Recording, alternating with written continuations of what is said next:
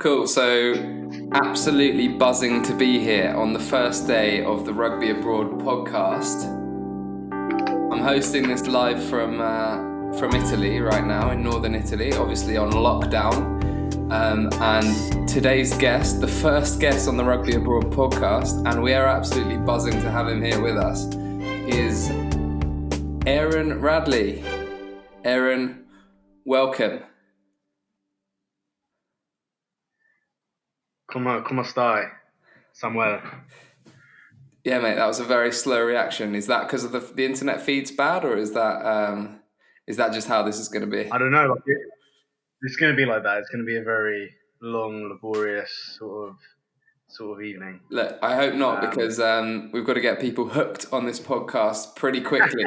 So I want to make it short and sharp, snappy, and get some real good content in here. We're absolutely buzzing to be here, and I just want to introduce Aaron. He's been a very long time friend of mine, so hence I'm very biased with my decision of first person on the podcast. He's a rugby stalwart. He's been around the block, to say the least. He's 28 years old, dare I say, a flanker by trade, but not in the sevens game. And he's represented Czech Republic on the international stage. But the reason he's here is for his experience traveling with his rugby abroad. He did a year in Spain, and that would be cool to talk to him about, and also his other travels with the game. So, Aaron, did I get that right? You got a little bit right, but a lot of it was wrong. You have to redo it again. Come on, mate. No, I'm actually 29. 29. So I think you forgot my birthday, didn't you, 2 days ago? Oh yeah. What a great friend. Sorry, mate. No, it's good to have you with us. What I didn't mention is you're also the founder of one of the most successful sevens teams, that's invitational sevens teams in world rugby, and that's the Ramblin' Jesters. Just maybe we can just kickstart on that. How did you get into rugby sevens? Was that something that just happened in the UK, or was it abroad on your travels, or when did that start? Yeah, I mean, it's actually quite interesting because when we started the Jesters 9 years ago, nice. 2011, and I think you remember I probably phoned you up just before to tell you the idea about, let's do a sevens team. To which you replied, "Yeah, man, just do a sevens team. I know tons of good players." You made it sound so easy to just do a sevens team. Just you get some players, I get some players, because you were at Loughborough and I was at Hartbury. But obviously it was a lot more difficult than that. But it happened pretty organically. I was at Hartbury, and it was like most other teams. What are you going to do in the summer? And back then it wasn't like it is now, where everyone's got a sevens team, and it's super easy just to play for a sevens team, or you play for your old boys sevens team, or your club sorting out sevens tournaments. You sort of had to be in it already with like an established team. It felt like that. So there's loads of boys who wanted to play sevens, so it kind of started like that, just very organically at university. But what the main catalyst for me starting off the Jesters wasn't just, let's just do a sevens team. I'm not sure if you remember, but I was playing for another sevens team called the Males Exiles. Yeah, I remember. It's something to do with a guy that had been running a sevens team for a long time, wasn't it? Yeah. So the Males Exiles, they were just like a established sevens team. They the guy who ran it was a guy called Mel Williams or Mel Williamson. He used to play for Wales in the 70s, and he was a big, larger than life character, and he had a huge white beard, and everyone used to call him Santa Claus. He was big fat guy with a huge beard, a lovely guy, and he was doing the males exiles for 40 years. It's like a Massive. long time. That's Yeah, unheard of, isn't it? totally unheard of. I can't think of. There's teams now who've done it for like 20 years, 25 years, but 40 years is crazy. And the main tournament which he did was Amsterdam Sevens. The famous Amsterdam Sevens. And especially back then, like this is like 2007. This is like 2007 when I played for them. Like Sevens wasn't as popular as now. Hang on, 2007, you must have been what, 16, 17? I was 15. What, Which is really? crazy. Which is crazy it's crazy now when you think about it, because, you know, would I let a 15-year-old player play for the Jesters? The answer is 100% no. Yeah. But back then, it wasn't because I was such a good player. Like, I was Owen Farrell, like, just thrown into the first team when he's a little kid. It was just purely just, you know, I had a typical rugby dad I can't remember the story, but somehow someone at rugby said, "Oh, why doesn't your son play sevens?" And my mate runs the team. Give him a call. It was that sort of thing. And I have no idea what my dad said to the guy. I don't know if he told him I was 15. But I rocked up to a tournament with them when I was 15 years old. And I don't know if you remember, because we played a lot together. At 14, 15, I was playing on the wing, and I couldn't catch a cold, couldn't pass the rugby ball. Still can't. I still can't spin a rugby ball. You know, I can't. Like,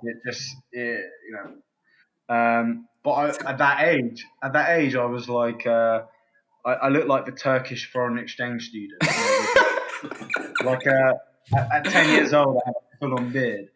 Yeah, I remember well.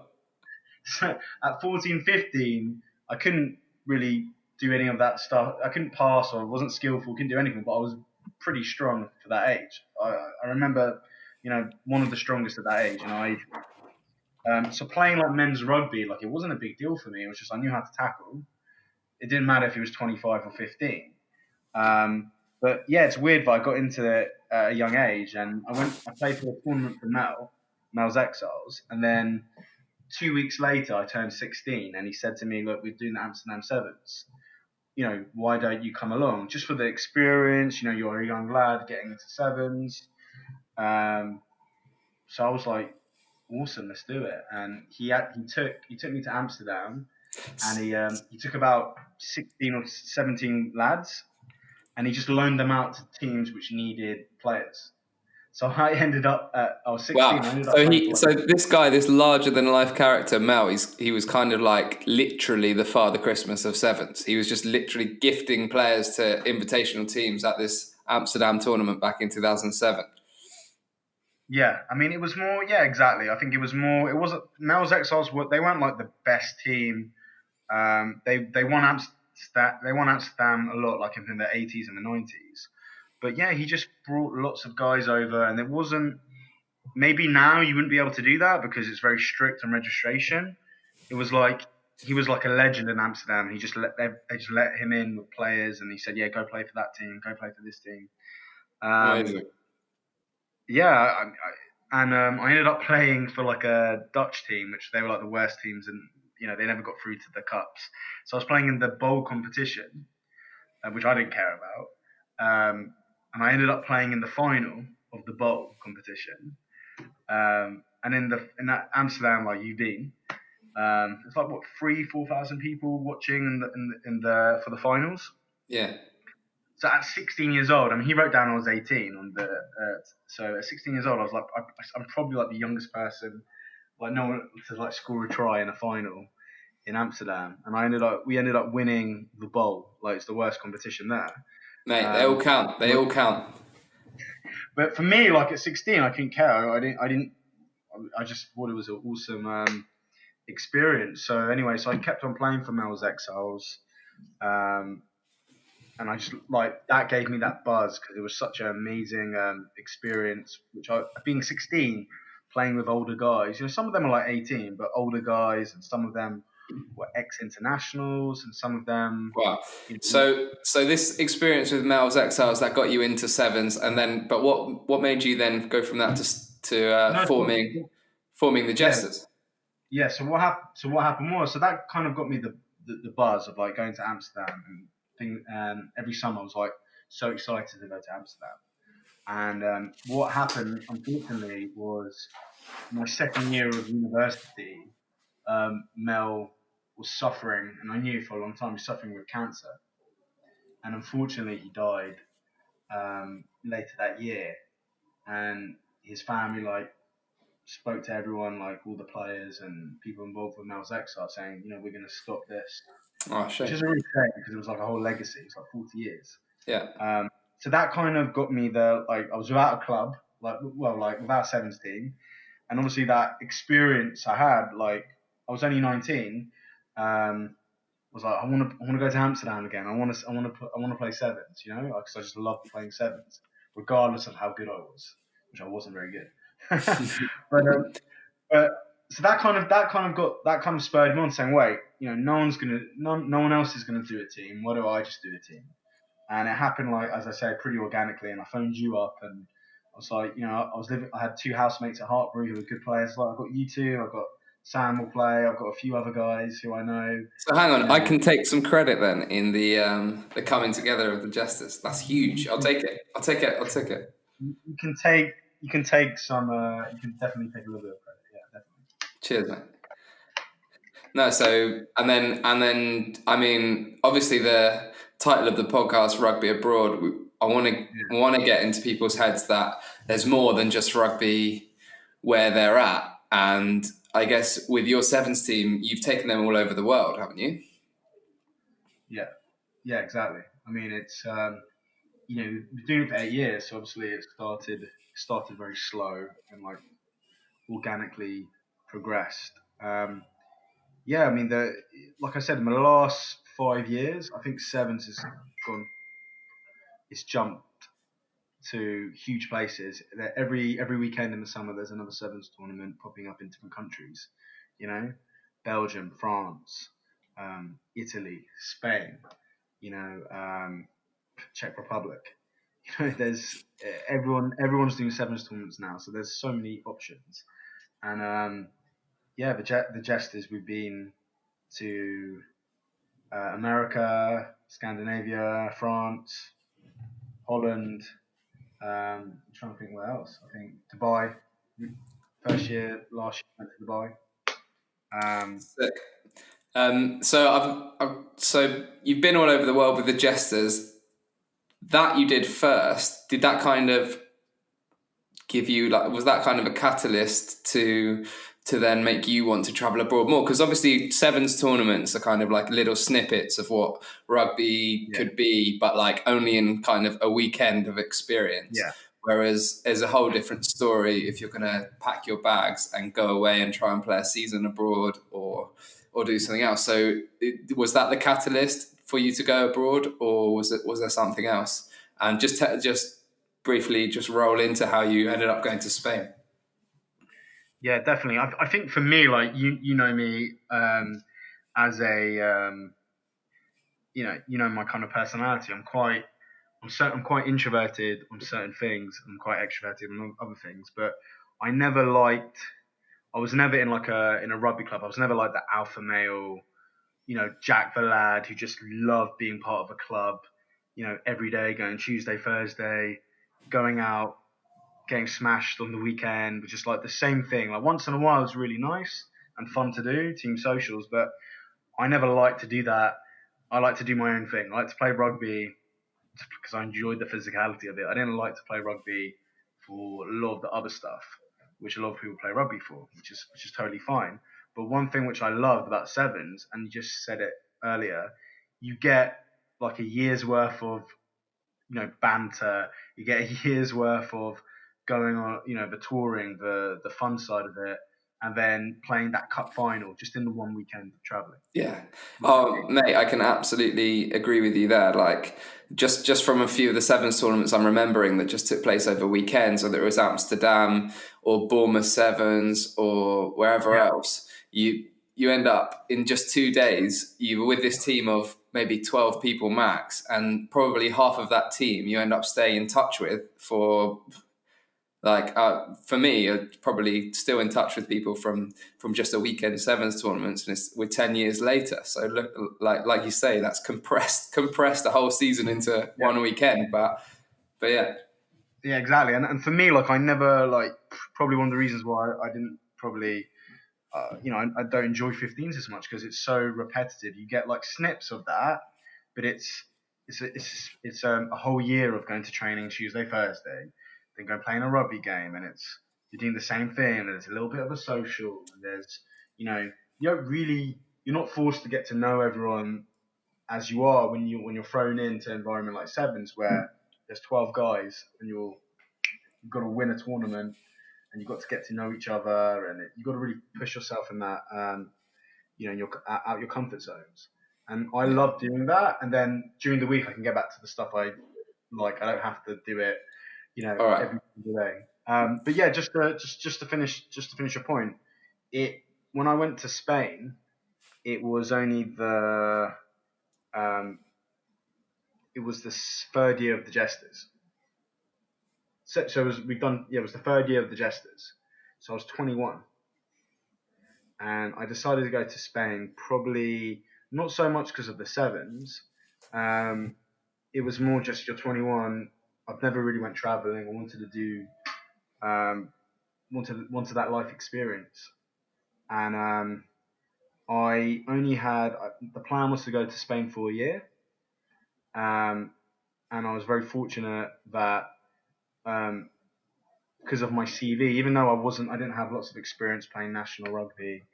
I played like Hartbury College, was like top university, and similar to Loughborough.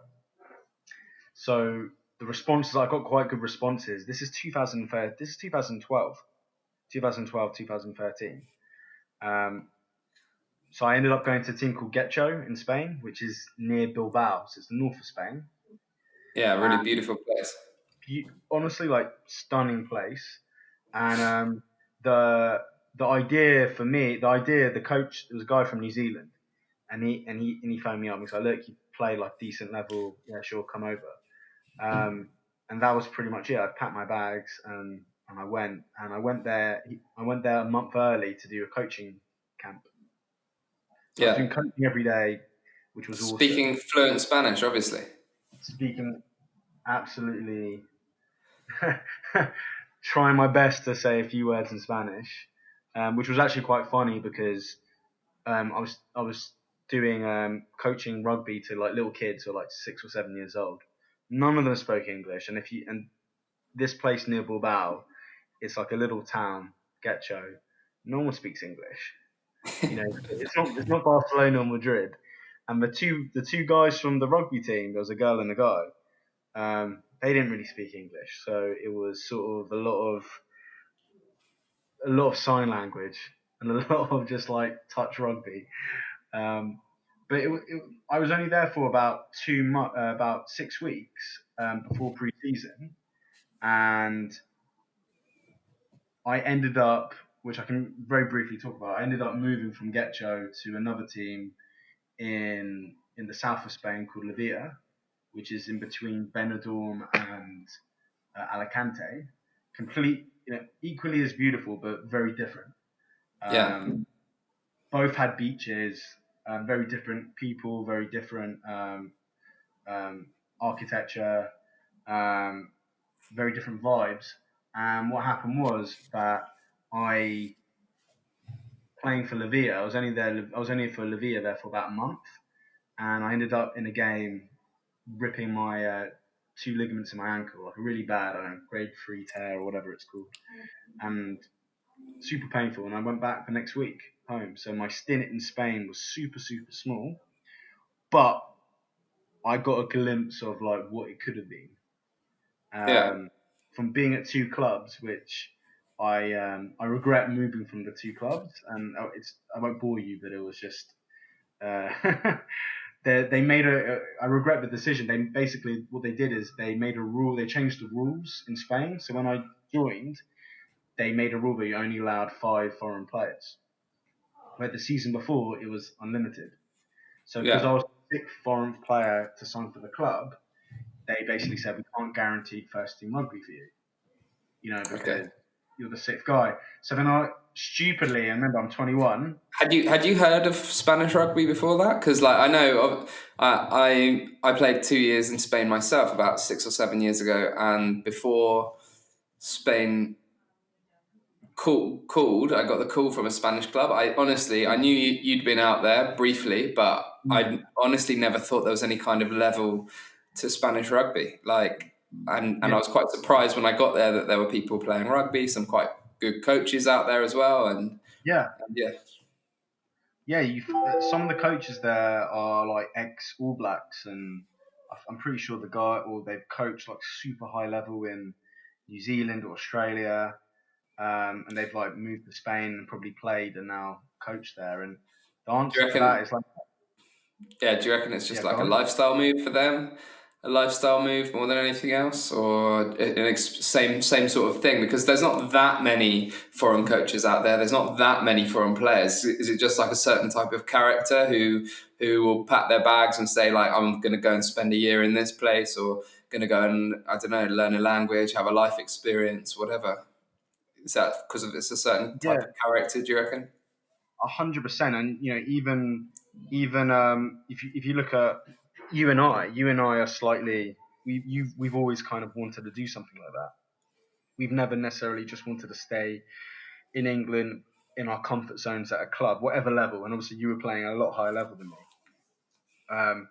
I think it's definitely a certain character. I think guys from like New Zealand and Well, and look, Australia. I'm just going to cut. I'm just going to cut in just because it's interesting what you say. Because it's for me, for example, it's not necessarily that I wanted to go abroad and travel to different places so much as a priority. Because let's say I had a 3 year contract in like a top level club in England, I would 100% have signed that contract and stayed in one place. I think it's just the sort of availability that for myself to say that if there wasn't this 2 3 year contract, then the next year I could just open the playbook a little bit and have other places as an option, be able to travel overseas to further my rugby rather than just being sort of stuck in one place. Do you know what I mean? So it's not kind of a forced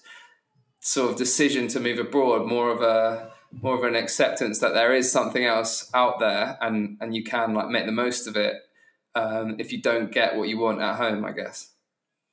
Totally, but I do think it's important that remember I went to Spain before you, um, but you went to New Zealand for a year when you were Yeah. just 18. So that's in my eyes that's even more of a step, and you did that to improve your rugby, but that still gave you, a lot of people don't want to do that. Like I at 18, I had opportunity to maybe go to university in America or something like that. Um, and you stay in your comfort zone because it's what you know, and you kind of everyone's chasing the dream of a contract or whatever. So I think you did from an early age. You went by yourself to New Zealand and you learned a lot, and you were very open, as you say, if you weren't going to get that contract in England, whatever it is, that potentially um, there's other options. But the only difference I would say between you and myself is you looked at it as maybe potentially there could be a career move if all fails in England. For me, it was more just I wasn't looking for professional rugby. For me, it was just more um, life experience and to get good game time in Spain. And Yeah, I sure. was only 21, so that definitely spurred me on. And I just remember while you were speaking, you and I had a friend who we met in sevens who was playing for Getcho. That's right. If I remember right, it was Brad Linklater Yeah, who was who what, was he playing in one of the first Jesters tournaments? He played against he us, played maybe, against us. Yeah, he played and we had against us. yeah. And I remember, I don't remember. Um, he didn't help. It wasn't. I didn't ask him to necessarily. Oh, can I go to Getcho? It was more. I emailed loads of clubs, and it just happened by chance that Getcho responded, and I knew someone who was playing out in Spain, which was awesome. Yeah. But as I say, like, I got a glimpse of the cultural shift and the benefits of playing abroad, which you don't get. Which is it's multifaceted. You get so much benefit rather than just staying in, let's say, your local club, even if you're playing like a good level in England. And I was only there for a very small time, but just as you say, I think in rugby, depending what level player you are. So if you're you're looking to be professional, like you were, and you're playing National One, or you just come out of university, so you're 24. If you don't have that contract in front of you, you feel a bit like your stock levels have dropped because you're now 23, 24. You've got a degree, which is great, but the Premiership clubs don't need you or don't see your value yet. The Championship clubs go, well, you want 30k or you want 35k or you want a really good wage because you're 24 now. Why would they sign you when they can sign an 18-year-old for 10k?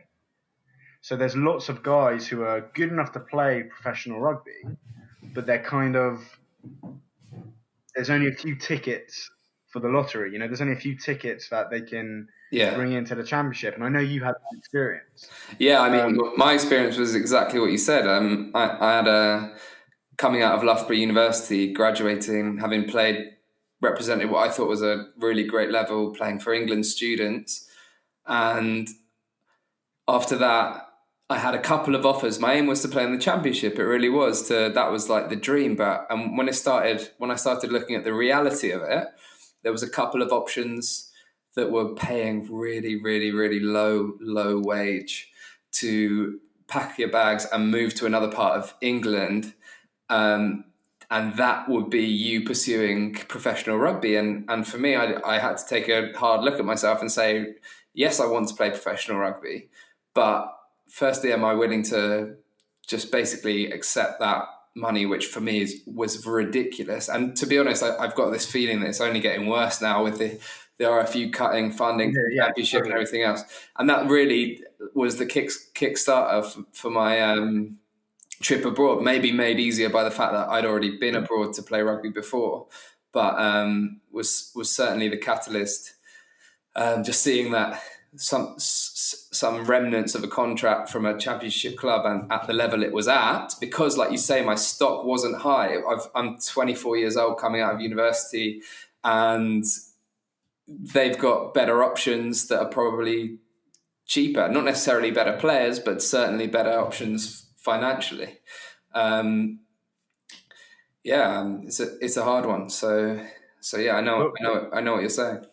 But also the same thing. So there's players like yourself who are aspirational, and then you find yourself going, well, I'm good enough to play the Championship, but there isn't the money there, and I'm not necessarily getting the offers. But then there's only so many, depending where you live, there's only so many National One clubs you can go to. Because again, a lot of National One clubs, they've got the ex-Championship guy who's 30 now. They've given him a job in the city. He's their number one. Let's say we talk about fly half. So then you're kind of in a similar position where the standards, you can play National One, but it's not as much money, and then also you're competing with older, more experienced guys as well, who have dropped down to get guaranteed first team position. So it's kind of a knock-on effect where there's lots of quality guys like yourself who are aspirational, who are now, their choices are now limited. Yeah. Because they're so I just want to finish that. So that's why they're going to Spain, and you're the perfect example of that. And I've seen that from other people I know and who we know together, where you go to Spain or you go to Italy, or a lot of players now are going to like Hong Kong, and your stock sort of rises, and because you end up playing. It's not like you're playing for a really bad standard in Spain and Italy, and no one really cares about it. You're playing at a decent standard, might not be as competitive as National One, National Two on a daily basis, on a weekly basis, but now you're in the centre of the team, and now there's that pressure to perform every single week because you're like the foreign player, and there isn't the depth in the squad in like National One, like where if you're injured, they'll just bring someone else as good as you in.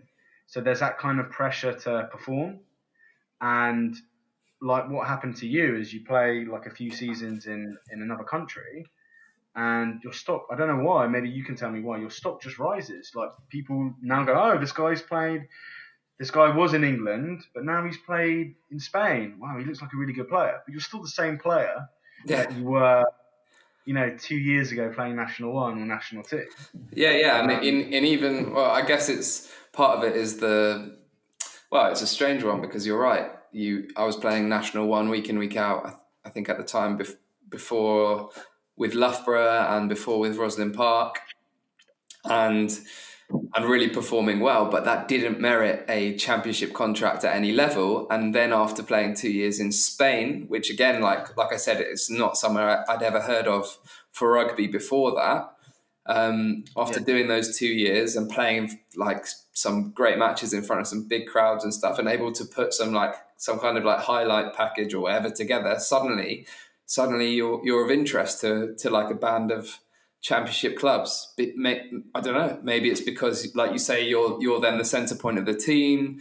I scored a huge, like a big number of points when I was playing in Spain. I was the top scorer in the league both seasons. I'm not saying I would have that made a big difference, because clubs are still looking and saying, yeah, but it's the Spanish league and this and that. But at the end of the day, I managed to get a few good offers on the table from championship clubs, and in the end I moved to Jersey from Spain.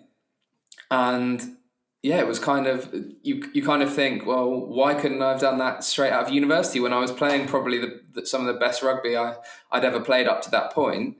What was stopping clubs from putting a good offer on the table then? And why suddenly, like you say, has your stock risen so much for them to be able to give you the opportunity after 2 years abroad? Maybe it changes their idea of you as a person. Maybe for them, they look at university guys coming out and graduating, and they're sort of see them as immature. I don't know, because I know there's quite a few boys still who do manage to get championship contracts, and good ones, straight out of university, but how good those contracts really are for those first couple of years, you just don't know. Exactly. So that's why I think it's really awesome that there's guys like you, and there's other guys, I won't mention names, who we know of, who in England they'll just be playing maybe. I'll try and get them on the podcast. Yeah, they'll be playing maybe not the high semi-professional standard, or not even semi-professional, but then they go to Spain, and some guys I know, and they're there for like a couple of seasons, and now they're like starting the team, and there's expectation on the head, and as you say, you do go from a boy to a man. Even though I unfortunately wasn't able to stay there for a year, and I was there for a very short time, but I could see it from the guys I played with and the guys I know, and how difficult it is. You've got to speak a different language to communicate, and then there's you're, like you say, you're playing like in front of you in the cup. There was 25,000 people. Yeah, I think it was a big one-off kind of experience and match, that one. But yeah, I mean, in the big matches, you might see 3,000 or 4,000 people come down to watch a game, which as far as I'm aware, is bigger than any National One team, and definitely bigger than a lot of championship clubs as well. Which was crazy to me, going there and not expecting much. But also, exactly, and but also, you kind of can you can kind of carve a career out of it, even though you went back into the championship, and then from that you went to play in France. But there's lots of players who who go, they like it in Spain. It's a good standard.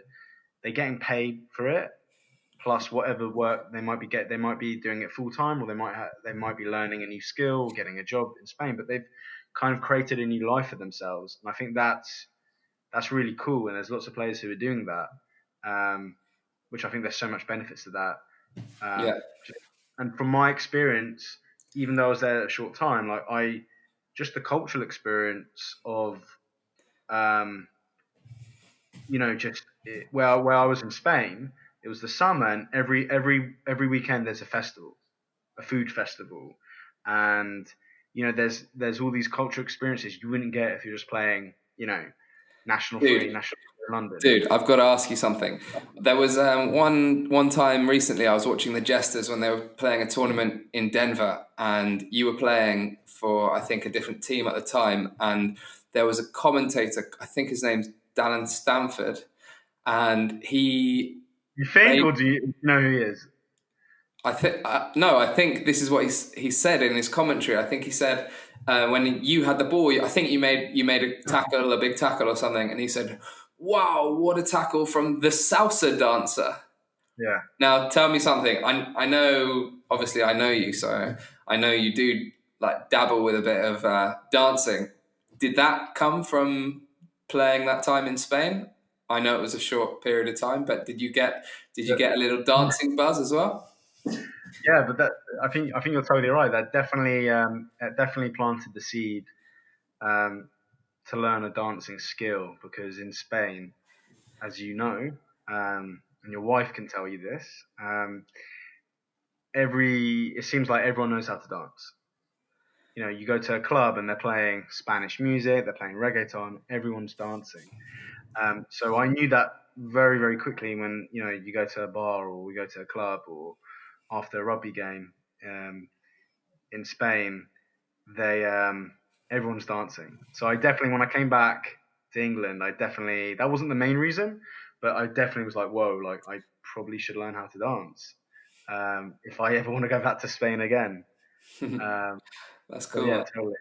And That's cool. I guess it's just like a different, like something that maybe if you wouldn't have gone abroad, you maybe wouldn't have got the buzz for. I've got to ask you quickly about being an international rugby player with the Czech Republic. yeah, Just, you make just you make it sound like I've just come back from World Cup for England. Yeah, tough. Eddie Jones, he's a great coach. Like, you make it sound like a lot more important than it is. But, mate, it's important. You're at the end of the day, you're representing a country. That's a cool thing to do. It's not something I've done. Obviously, I did England students, but that's not the kind of level yeah, you aspire to. And to represent a country is awesome. So I can only say like congrats for that. How many caps have you got in the end up till now? not. I think about 5 or 6. Like, I only played. It was a really cool experience, and again, and I've said this quite a lot. Like, for someone like myself, who's just a very average rugby player compared to most people, not playing the high standard. To get opportunities like this, you've got to take, and it's really just another great experience traveling and playing in a team again, different culture, different coaches. Um, it was I played for them 2013, 2014, and then I stopped for like several years, and I just started playing for them again this year. Yeah. And it was a super cool experience because, again, going from playing rugby for your local club and you're getting like 100, 200 people watching you, and going to like Poland, playing Poland. I didn't even know they had rugby in Poland. And playing in front of like 3,000 or 4,000 people in a football stadium. It was a Yeah. really cool experience. And yeah, it's a shame I didn't play more for them. I think In where? um, Sorry. it's a I'm shame I more. didn't play more for them, but it was a great experience because, again, you're playing in a team where not everyone speaks English. The standard of players it varies, and you're kind of thrown in the middle. And it's not like you're training for a year with them, and you're just thrown in the middle of it. It was a really cool experience, and Nice. before this pandemic, I just went to Lyon, and we played a French team there, and that was a cool experience. After like not playing for them for several years, going back and playing for them Yeah. was a nice experience. Yeah.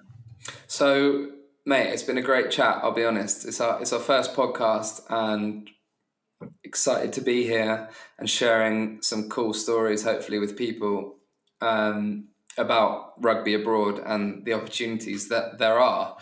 I just want to go back to that point you just made about the pandemic current situation and Obviously, you're the founder of an invitational sevens team. Does it look like all the tournaments this summer are cancelled? And Yeah. they are. No, well, at the moment, there a lot of tournaments have rescheduled for August. Yeah. I don't know if that will happen. Like, fingers crossed it happens. Um, but a lot of tournaments have been scheduled for August, and I guess it depends on when Rugby 15 season starts. Because maybe, who knows, if Rugby season doesn't start till January, there might be Winter Sevens, which will be a bit crazy. It's sick though. Try getting permission from all the clubs to Yeah, release their players though for that one. yeah, exactly. Well, hopefully, none of them, they're probably not going to sign contracts, so they might Yeah. not be able to sign contracts, so it might be a positive thing. Dude, I've got to make a comment. You're obviously not a qualified rugby agent, but the job you do with the sevens, you've had a lot of young guys 17, 18-year-old, who you kind of spot their talent, search them out, and then you've got some of these guys who have gone on, played for the Jesters, and are already representing like international sevens teams on the world circuit and stuff. So that's a pretty cool thing to be able to say that you've kind of created this thing that started with Males Exiles and became the Ramblin' Jesters. You've kind of created this pathway for players that maybe aren't going to take the traditional route, haven't been in a Premiership academy or something like that. There might be players that, represent the Jesters that are with a Premiership academy, but there's other guys that are just playing school level rugby that you've spotted and have gone on to represent their countries already on an international stage, like a couple of years later. Is that must give you like a buzz to continue doing what you're doing in terms of the management side of the Jesters, but at the end of the day, what is the next step of the journey for you? Okay, let's let's unpack Right. that. I'll learn how to do these like questions better with time. It's my Yeah, first podcast. Bloody hell. yeah. Like, first of all, like, it's not me. Like, it's not. Um, we've been in Justice for a long time. It's not just me. Also, I've got to give mention to the coach who's been the coach from the beginning, David Bob Smith. So he's a really chilled guy, awesome coach. So he helped spot some players as well. And then also we've got David Barry, who's the new owner of the Jesters. And again, he's a super passionate guy about rugby. Lots of links in rugby. You know, he helps a lot with players, and you know, financially, he's helping the Jesters. He's taking the Jesters to the next level. So it's a combination of all of us. But yeah, like, it's really awesome. I think a lot of the time, it's not like I'm going to scout Premiership games and I found a player and I'm writing it down. A lot of the times, a lot of it's luck. A lot of it's like asking players. You throw enough mud against the wall, some players will want to play for you. And obviously, the better the Jesters become, that becomes a little bit easier. But yeah, definitely, like, sometimes it's luck, sometimes it's players like yourself play for the Jesters. You're not going to recommend bad players, because then I'm never going to ask you again, or you know, you look silly. So a lot of guys who play for the Jesters, they tell me about awesome players as well. So I think it's a combination of everything. But yeah, it's awesome that guys now. We've had some guys, you know, have gone on, like you said, like, to play for international teams. You know, Joe Cognicia played like a tournament for us. Um, we've had lots of guys play for Island Sevens. We've had guys who now, who are already internationals, play for us. So it's really awesome, and I think the second part of the question is, I think sevens is, for me anyway, sevens is another pathway for players not only to just enjoy their rugby, to improve it. Like, playing for the Jesters does give you opportunities, and there's other guys like similar to yourself, maybe similar to me, who got a job not playing the highest level, but they're really good at sevens, you know.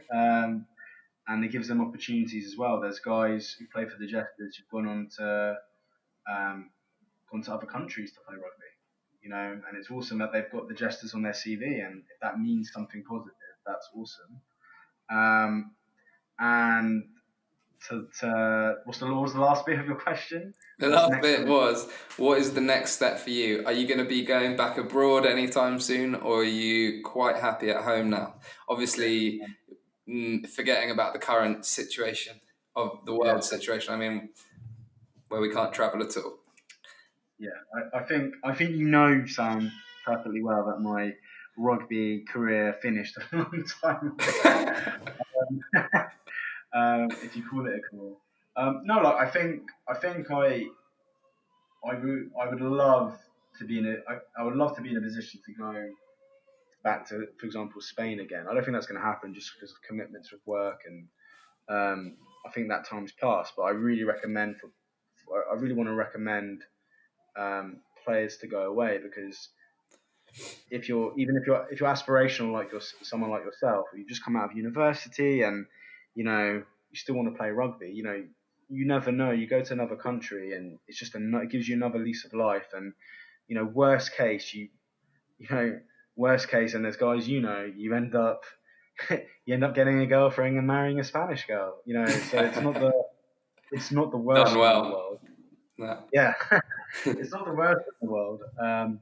But I definitely would recommend it to anyone, and I definitely wish I had the opportunity to stay there, to go back to Spain or not get injured. For myself, no, like I just hope that, for me it's just more. I'm not really playing a lot of rugby 15s. I'm not really. It doesn't really interest me anymore. Like, I love sevens. For me, like, the Jesters have become so good. Like, I play some tournaments for the Jesters, some tournaments for other teams. For me, it's just more about health and well-being, keeping fit, and hopefully going on all the tournaments with the Jesters, and winning more stuff with the Jesters. And if I can be involved in that in whatever way, I'm pretty happy. Awesome, man. I think we'll wrap it up, because that was an awesome first episode. Thanks for your time, dude, and we'll catch up soon. Yeah, definitely. Take it easy. Thanks, man. You can subscribe to the podcast at rugbyabroad.com. Thanks for listening in, and I hope you join me for the journey.